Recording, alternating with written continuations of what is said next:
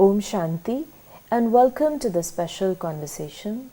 The topic of our discussion today is Forgive and Forget.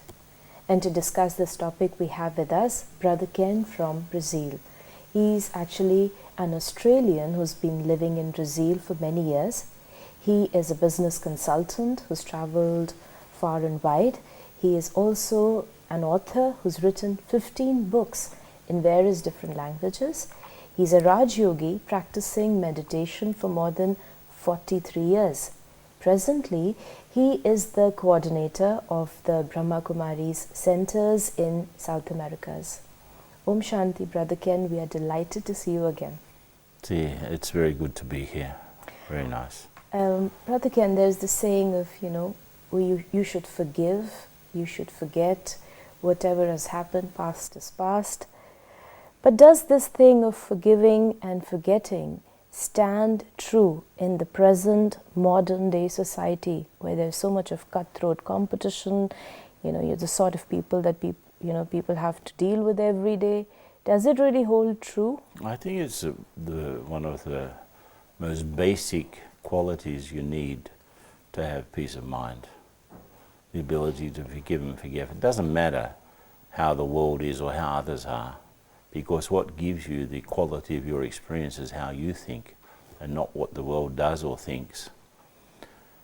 And competition can make you completely stopped. For example, let's say I'll do an example. This one wants to go forward and this one wants to go forward, and they put themselves against each other. All of that energy is stuck because it's not going anywhere.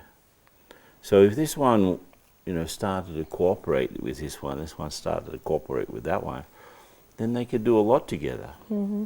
So competition is not necessarily healthy for the society, because you look at the parliament, all of the house of the deputies or the congressmen or whatever you call them here, MPs. There are different parties, and there's the health and the education and all of the security of people that has to be looked after. Mm-hmm. Taxes and budget and all that sort of stuff. But because of this, the energy that could be used to help solve problems of health or education or security or whatever, employment, it's stuck. Because instead of resolving the problems, they're debating against each other, and they're using their energy that could be used creatively to fight against the opposition. Mm-hmm. So, whatever the opposing party, it's the government and the opposition always. Mm-hmm. And the opposition is opposition, doesn't agree with anything, hardly, doesn't go with the government or hardly anything. And so they're always trying to, trip people up. Mm-hmm. The thing is that if I'm doing that in my personal life, mm-hmm. I probably will be stuck also. Mm-hmm. If I'm really competing against anyone, I'm stopped mm-hmm. in some way or the other. Mm-hmm. So let me use my energy more creatively. Mm-hmm. That's a whole question. If I want a quality of life, this whole, the things that sustain competition, like not forgiving and not forgetting, will just keep me stuck somewhere or mm-hmm. the other.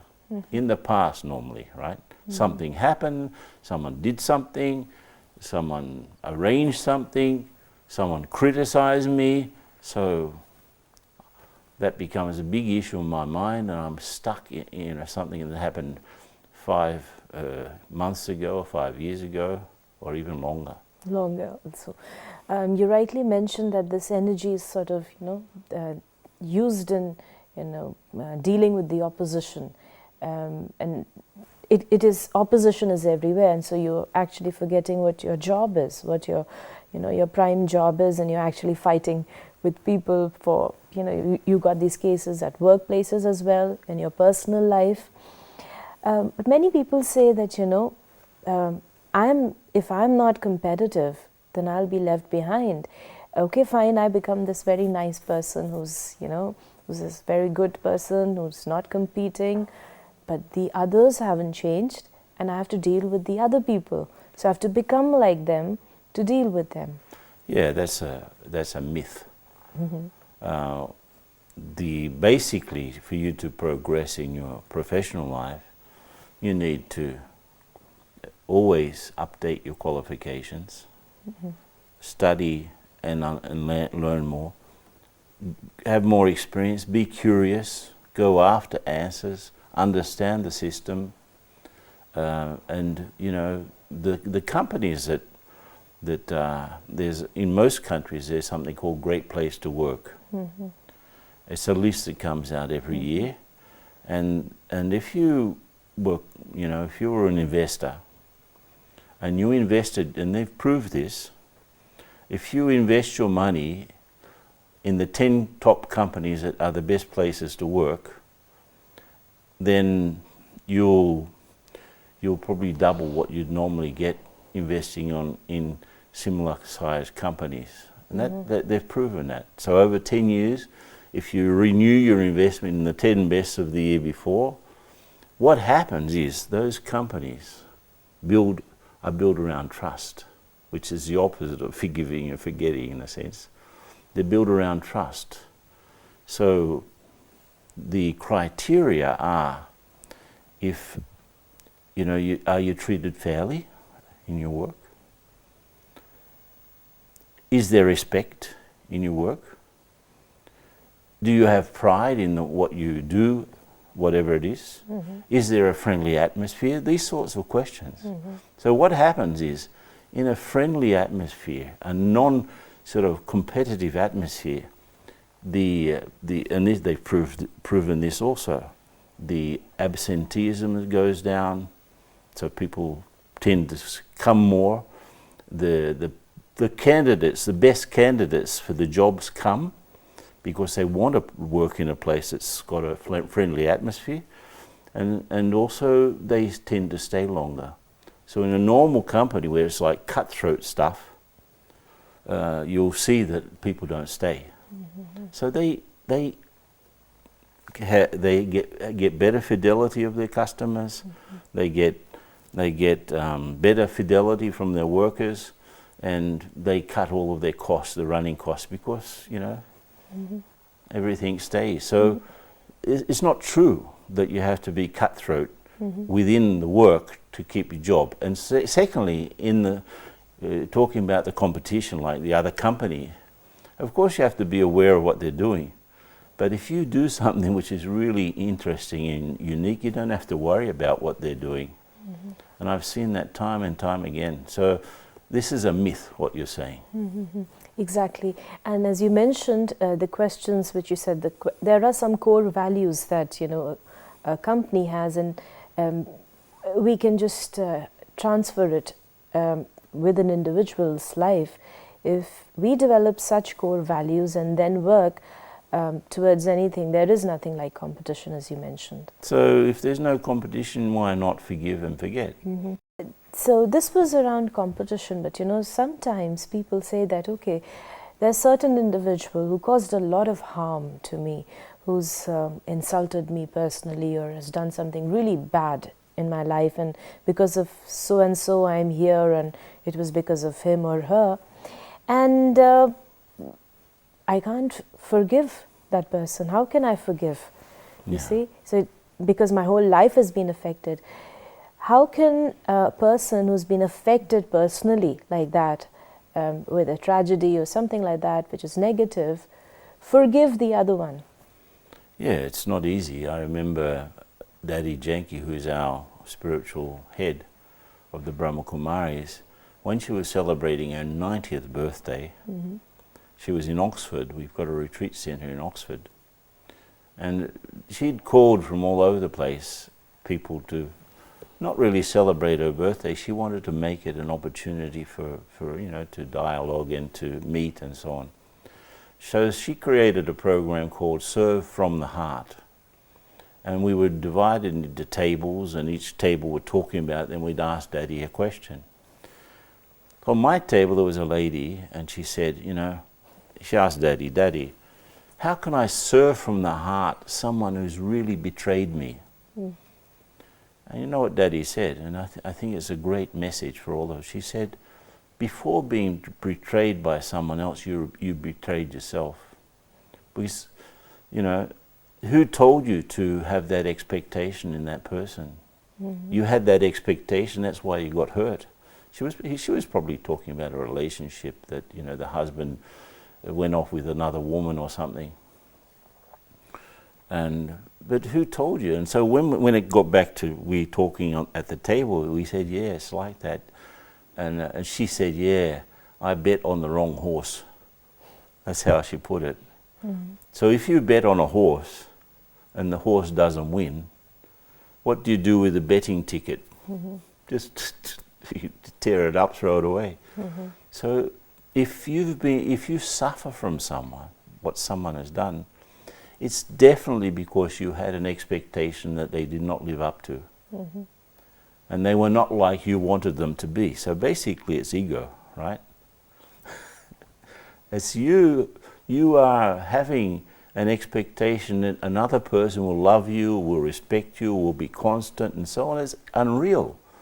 You don't even love yourself constantly or have respect for yourself. How can you expect someone else to do for you mm-hmm. what you are not prepared to do for yourself? Mm-hmm. So it starts with that, you know. Mm-hmm.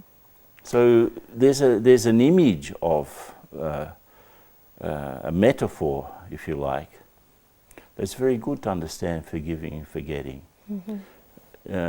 I know I'm talking to a vegetarian audience, but I'll use the image anyway. Mm-hmm. When they go fishing, they use a hook. Mm-hmm. And the hook has a barb on the end of it, mm-hmm. so that the poor fish's mouth goes over the hook and they can't get it out mm-hmm. because of the barb. It's like an arrow. Mm-hmm. You know, an arrow has a barb that can go in, but you can't pull it out. Mm-hmm. So when you are not forgiving someone, you go on the hook first, mm-hmm. and then the person or the situation that you have to forgive goes on the hook second, and whenever the hook moves, you suffer. You know, it's painful. And it's painful for you, and the vibration goes to the other one. It's painful for the other one. So we have to get the other thing off first, or the person off first. Mm-hmm. And then I have to get myself off it too. So the first one is to get off the person off mm-hmm. the hook. That's forgiving. Mm-hmm. The second one is you get off the hook, you forget. Mm-hmm. Very nicely put. You forgive the other one, and the second hook is about when you actually forget. It's a very great example, but many times people say that I understand what you're saying, but I'm not God to forgive. I'm just a human being. I'm not a saint. I remember things and I can't forgive what has happened to me. So what is really a very important aspect of forgiving and forgetting, which can prevent someone from being in this, this cycle, this vicious cycle. If you go to the word itself, forgive. That's what we're here for in this world. We are here for giving. In most languages, at least Latin languages, the word pardon is related to perdonare, which means forgiving. Mm-hmm. Exactly from Latin. Per is for. So pardon also is like forgiving. Mm-hmm. So I'm here forgiving. That means I give my bit. It's like I give up mm-hmm. this sorrow. Mm-hmm. And I give to the other person some good wishes, right? Mm-hmm. Maybe, and this is often happens, the other person not even aware that I'm suffering from something they did. Mm-hmm. So they're completely free and easy about it, and I'm there suffering on the hook. And for many, many years sometimes. It could be for many years. Mm-hmm. And forget, what does that mean? Forgetting means to receive something. So I give and I receive. Forgive and get. Mm-hmm. Give, get. Mm-hmm. And so getting means learning. Mm-hmm. And in fact, if I don't learn from the past, I'm condemned to repeat it. Mm-hmm. And lessons that I learn from the past make the past have no weight makes the past light. So if I'm carrying the past with me, it's definitely a past that I haven't learned the lesson from. Like this lady, stop betting on the wrong horses. You said about learning the lesson. Sometimes the excuse of not forgetting is that, I'm learning a lesson. So where's that fine line of I've learned the lesson and I've forgotten the incident, but I've taken the essence? Okay, what you do is you use the best criteria possible to look at the situation objectively, as if you were a third person. And all of the spiritual knowledge that you have, put it into play, use your third eye, How do you see that situation if you understood the thing that we are souls, that we are going through a process, each one's at a different state in that process, and I'm a child of God, my nature is peace and I have to keep that nature. So if I'm looking at the situation and analysing it really objectively and not subjectively, then I'll probably get some insights about, put it in a context, what's the context of that? Generally, people, for example, are not angry by nature. They become angry. And it's something inside them. So people's anger is not with me, it's with themselves. And they're maybe throwing their anger to me, but it's not my anger, it's their anger. So that's the way you'd see someone's anger from an objective point of view. Second, what's the highest feeling that I can have about this personal situation? And I do it by remembering God. And I invoke that presence, and I ask that presence, how do you feel about this? So I try to adjust my feelings with those divine feelings. Then I have a sort of a good feeling. Even, okay, yeah, the person has tripped up, the person has made a mistake, and once I had this image, let's say the person's suffering is coming out as anger and a bad behavior, whatever, but the anger is because they've got a nail in their hand. Somehow the nail is there, and it's creating a lot of pain, and because of that they're angry, bad behavior and so on, and the sort of behavior that I will never forgive, right? But in fact it's because of something they're suffering. And I have a hammer, right? The hammer has two sides, right? I can bash the nail further in and make the person suffer, or I can turn the hammer around and help them pull out the nail. So people who are angry are people who are suffering. So if I don't see the anger and I see the suffering, I'll be more compassionate. And that's the best way to be towards others. Separate your own subjective self, the bitter self, the little self, the suffering self from the situation, and see it objectively and see the bigger picture. Give a past to that person, not only a present. Give what are the future consequences of that sort of behavior. Give them a future too. So if you open up to see the past, the present and the future, you'll be compassionate. Like they say, every sinner has a past and has a future, and every saint has a past. There's always hope. The saints are not saints in their own houses, by the way. Saints are normally not saints when they go and visit their mum, right? Because their family members know them too well. Isn't it? You've really given very deep insights and excellent examples, which I'm sure, which will help to come out of this habit of not forgiving and not forgetting. You mentioned about the spiritual aspect of, when you're in the spiritual knowledge, you have the awareness that I'm the soul, I'm the child of God, and to help, the process of meditation to develop the ability, even compassion, if I'm sure of the ability to invoke the divine nature comes up with the more you're in the meditative state. Before I ask you to take us into a meditation, just a quick understanding of if a person has just started to meditate and he's got this really bad past or something he's been stuck with before, sometimes that does not allow them to have a good meditation. That's what they say, because when they sit in meditation, it's that person who comes up again and again, or that situation, which does not allow them to connect with the higher being. So just a quick tip on how do we, when we meditate, how do we overcome it, and also lead us into that meditation commentary. What I would do, and some situations, it's not that you don't remember them, right? So forgetting means that you've taken it out, you've taken your bitter feelings out. You become like a third person to it.